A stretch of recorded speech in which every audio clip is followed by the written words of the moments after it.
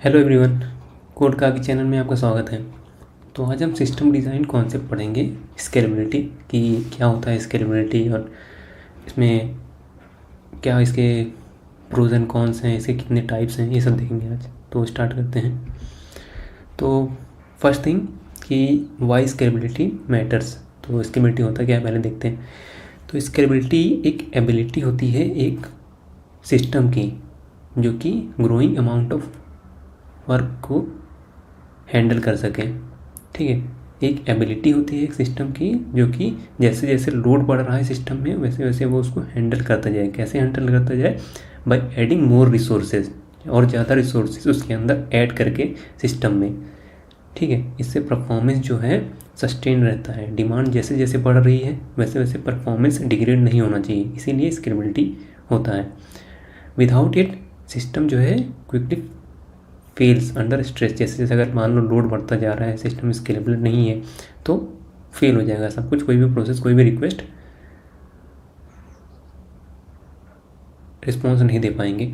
ठीक है, तो एग्जांपल देखते हैं। जैसे रिलायंस जियो एग्जांपल देखते हैं। जैसे हमने देखा था कि ड्यूरिंग IPL क्रिकेट मैच के फाइनल के टाइम पे रिलायंस जियो ने सक्सेसफुली स्ट्रीम कर दिया था 30 मिलियन कंकरेंट यूज़र्स को। तो ये कैसे पॉसिबल हुआ? ये उनका सिस्टम स्केलेबल था, इसी वजह से ये पॉसिबल हुआ। जैसे जैसे यूज़र्स ने ज़्यादा से ज़्यादा लोग जैसे जैसे मैच देखने लगे वैसे वैसे ही उन्होंने अपने सिस्टम को स्केल किया, अपने इंफ्रास्ट्रक्चर को उन्होंने और उसमें रिसोर्सेज ऐड करते गए। इसी वजह से विदाउट इंटरप्शन, इसीलिए 30 मिलियन कंकरेंट यूज़र्स ने without interruption cricket final, IPL cricket final देखा था। इससे पता चलता है कि स्केलेबिलिटी बहुत इंपॉर्टेंट रोल प्ले करता है किसमें? Maintaining user experience, system reliability. और स्पेशली ये कब होता है? ड्यूरिंग पीक लोड, जब बहुत सारे लोड मतलब पीक लोड हो सिस्टम पे तब होता है। ठीक है, आगे बढ़ते हैं। तो स्केलेबिलिटी कितने टाइप्स का होता है? जनरली 2 टाइप का होता है, वर्टिकल स्केलेबिलिटी और हॉरिजॉन्टल स्केलेबिलिटी। तो वर्टिकल स्केलिंग को जो है स्केलिंग अप भी बोलते हैं, हॉरिजॉन्टल स्केलिंग को स्केलिंग आउट भी बोलते हैं। तो वर्टिकल स्केलिंग देखते हैं पहले। तो इसमें क्या होता है कि इसमें जो है इसमें इंक्रीज़ करते हैं power of single server. Single server जो होता है इसमें उसी को हम इंक्रीज़ करते हैं। कैसे इंक्रीज़ करते हैं? By adding more CPUs, RAM, storage, ये सब चीज़ें ऐड करके एक ही सर्वर होता है। हाँ, उसी में ही हम CPU, रैम और स्टोरेज और ऐड करते जाते हैं। तो इसी को बोलते हैं वर्टिकल स्केलिंग। तो ये काफ़ी स्ट्रेट फॉरवर्ड होता है इम्प्लीमेंट करना, और लेकिन इसके कुछ लिमिटेशंस भी होते हैं। तो इसके पहले प्रोज देखते हैं। ये काफ़ी सिंपल है मैनेज करना और इम्प्लीमेंट करना। कौन से हैं? लिमिटेड बाय हार्डवेयर मैक्सिमम, मतलब एक लिमिट तक ही कि कोई हार्डवेयर हम ऐड कर सकते हैं ना किसी सर्वर में। तो ऐसा नहीं है कि ऐड करते ही जा रहे हैं, ऐसा नहीं है। इससे क्या होता है? इससे एक और प्रॉब्लम है कि प्रॉब्लम कह रहा हूँ, कौन सा कि creates a single point of failure. एक ही सर्वर है, उसी को हम स्केल किए जा रहे हैं तो वो सिंगल पॉइंट ऑफ फेलियर हो जाता है। तो अगर जैसे मान लो वो वाला सर्वर गया, पूरा सिस्टम ही डाउन हो जाएगा। तो ये होता है वर्टिकल स्केलिंग। हॉरिजॉन्टल स्केलिंग देखते हैं। तो इसमें क्या होता है? इसमें और सर्वर या उनके इंस्टेंसेस को ऐड करते जाते हैं। क्यों ऐड करते हैं? डिस्ट्रीब्यूट करने के लिए। लोड जो है जैसे मल्टीपल सिस्टम्स में, मल्टीपल मशीन्स में, जैसे मान लो एक सर्वर है तो उसके हम और इंस्टेंसेस या फिर उसी क्लोन्स ऐड करते जाएंगे पूरा हमारे सिस्टम में। ठीक है, उससे क्या होगा कि जैसे मान लो कोई रिक्वेस्ट, बहुत सारी रिक्वेस्ट आ रही हैं तो वो रिक्वेस्ट जो है डिस्ट्रीब्यूट हो जाएंगी सारे सर्वर्स पे, एक सर्वर पे सब डिस्ट्रीब्यूट हो जाएंगे उससे। तो कोई भी एक सर्वर जो है ओवरलोड नहीं होगा, उससे परफॉर्मेंस बढ़िया होगी। ठीक है, इससे फ्लेक्सिबल रहता है सिस्टम। ठीक है, इससे प्रोज देखते हैं। तो प्रैक्टिकली जो है अनलिमिटेड स्केलिंग पोटेंशियल, मतलब इसमें हम अनलिमिटेड जो है सर्वर्स क्योंकि हम ऐड कर सकें। ऐसा नहीं कर रहे हैं कि हम एक ही सर्वर में रिसोर्सेज ऐड करते जा रहे हैं हार्डवेयर, ऐसा नहीं है। तो इसीलिए अनलिमिटेड स्केलिंग इसमें पोटेंशियल है।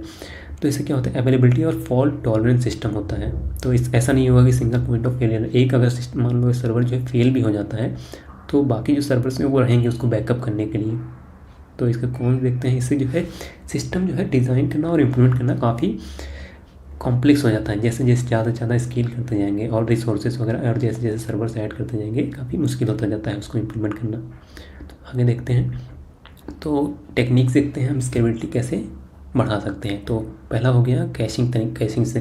तो इससे क्या होता है? इसमें जो फ्रीक्वेंट जो डेटा जो एक्सेस होता है उसको जो है फास्ट एक्सेस मेमोरी, जैसे मान लो रेडिस का कैश हो गया, वो उसमें स्टोर कर देते हैं, ताकि अगर मान लो जो है इससे डेटाबेस लोड वगैरह रिस्पॉन्स टाइम बहुत बढ़ जाता है, रिस्पॉन्स टाइम क्योंकि अगर जैसे मान लो किसी यूज़र ने रिक्वेस्ट किया कोई कैश्ड जो कंटेंट है उसका, तो जो है सिस्टम को डेटाबेस को हिट नहीं करना पड़ेगा, वहीं कैश से ही वो दे देगा, तो इससे परफॉर्मेंस बढ़ेगी। दूसरा देखते हैं शार्डिंग क्या होता है, जैसे लार्ज डेटा सेट है उसको मल्टीपल डेटाबेस नोड्स में डिस्ट्रीब्यूट कर देते हैं। इससे क्या होता है, क्वेरी और परफॉर्मेंस इंप्रूव होती है, क्योंकि हमें जो है एक ही ऐसा नोड नहीं होगा, एक ही डेटाबेस नोड नहीं होगा जिस पे सारे रिक्वेस्ट जा रहे हैं। अगर सब एक ही नोड पे जाएंगे तो वो भी ओवरलोड हो जाएगा, तो परफॉर्मेंस उसका अच्छा नहीं होगा। इसलिए पूरा लार्ज डेटा सेट जो है उसको अलग अलग नोड्स पे डिस्ट्रीब्यूट कर देते हैं ताकि रिक्वेस्ट भी डिस्ट्रीब्यूट हो जाए।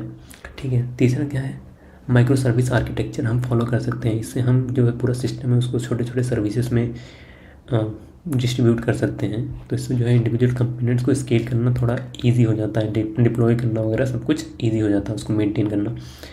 अगला क्या है, एसिंक्रोनस प्रोसेस फॉलो कर सकते हैं हम, जैसे मैसेज क्यूज वगैरह जैसे काफका हो गया, ये सब हम यूज़ कर सकते हैं टास्क हैंडल करने के लिए, उन टास्क को जो कि नॉन ब्लॉकिंग है, मतलब विदाउट यूजिंग यूज़र रिक्वेस्ट। मतलब जैसे मान लो कोई टास्क है जो बहुत टाइम लेता है, हाँ, तो उसको हम बैकग्राउंड में कर सकते हैं।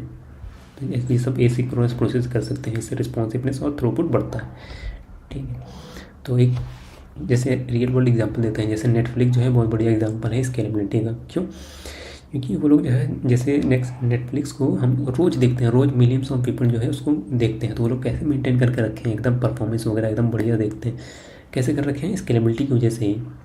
वो जो है लोड बैलेंसिंग का यूज़ करके रखे हैं, जैसे बहुत सारे सर्वर्स हैं उनके, तो उन्होंने उससे पहले एक लोड बैलेंसर यूज़ कर रखा है। तो लोड बैलेंसर क्या करता है, जैसे कोई रिक्वेस्ट है वो देखेगा कौन सा सर्वर फ्री है, कौन सा सर्वर पे लोड नहीं है, तो वो उस पर वो रिक्वेस्ट दे देगा, ताकि सारे सर्वर जो है ओवरलोड ना हो जाए, तो इससे परफॉर्मेंस बढ़ती रहती है। तो इसमें उन्होंने एक्सटेंसिव जो है और कैश का यूज़ कर रखा है। जैसे पॉपुलर कंटेंट जैसे कोई मूवी हो गया, कोई वेब सीरीज़ हो गई, तो वो लोग जो है उसको कैश में स्टोर कर रखे हैं, ताकि कोई अगर जैसे रिक्वेस्ट करता है तो कैश से ही दे देंगे। ऐसा नहीं कि डेटाबेस को हर बार उनको हिट करना पड़ेगा, वो टाइम लेगा, तो इसीलिए कैश से ही दे देंगे।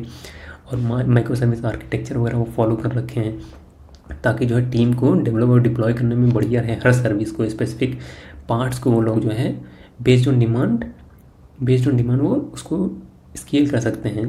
ठीक है, और इससे जो है फ्लेक्सिबल और डिस्ट्रीब्यूटेड अप्रोच होता है। ये कंसिस्टेंसी, हाई क्वालिटी जो system, high quality of streaming experience ये देता है। जैसे पीक आवर के टाइम पे बहुत सारे आ रहे हैं, तो इससे जो है सारे यूज़र्स को बढ़िया एक्सपीरियंस जाता है। आगे देखते हैं, तो इसमें चैलेंजेस भी हैं इम्प्लीमेंट करने के। तो देखते हैं जैसे डेटा कंसिस्टेंसी हो गया। डेटा कंसिस्टेंसी मेंटेन करना सारे नोड्स पे एक डिस्ट्रीब्यूटेड सिस्टम में काफ़ी मुश्किल काम है, तो ये एक चैलेंज है। जैसे और दूसरा क्या है कि इंक्रीज कॉम्प्लेक्सिटी, जैसे जैसे सिस्टम बढ़ता जाएगा वैसे वैसे कॉम्प्लेक्स होता जाता है ना पूरा सिस्टम को मेंटेन करना। क्योंकि जैसे हॉरिजॉन्टल स्केलिंग में ये होता है ना कि हर जो है जो भी नोड है उसके और भी इंस्टेंसेस हम ऐड करते जाते हैं, तो उससे जो है सिस्टम कॉम्प्लेक्स ही होता जाता है। जैसे कॉस्ट मैनेज, जैसे जैसे हम और कॉस्ट मैनेजमेंट हो गया, तो ये जैसे जैसे हम सिस्टम जो है बढ़ाते जाएंगे वैसे वैसे कॉस्ट भी तो बढ़ता है, क्योंकि हार्डवेयर का कॉस्ट ज़्यादा होता है तो कॉस्ट भी बढ़ता जाता है। ये भी एक चैलेंज है। सिक्योरिटी इम्प्लीमेंट करना चैलेंज हो जाता है जैसे जैसे सिस्टम बढ़ता जाएगा, क्योंकि हर नोड पे आपको देखना पड़ेगा क्या चीज़ फेल हो सकता है, क्या चीज़ हमें प्रिवेंट करना है कि कोई और मेरे मतलब कंटेंट वगैरह कोई एक्सेस ना कर सके। ये सब हर चीज़ सिक्योरिटी भी एक चैलेंज हो जाता है इंक्रीजिंग सिस्टम में। तो कंक्लूजन क्या हुआ इससे, building scalable system is a journey. ठीक है, ये एक बार वन टाइम फिक्स नहीं है, ये ऑनगोइंग प्रोसेस होता है। जैसे जैसे सिस्टम होते हैं, जैसे जैसे सिस्टम बढ़ते जाते हैं, जैसे जैसे डिमांड बढ़ती जाती है, वैसे वैसे आपको स्केल करना पड़ता है। ऐसा नहीं है कि एक बार स्केल कर दिया आप, मतलब एक बार कर दिया बस हो गया अब हमेशा चलता रहेगा, ऐसा नहीं होता है।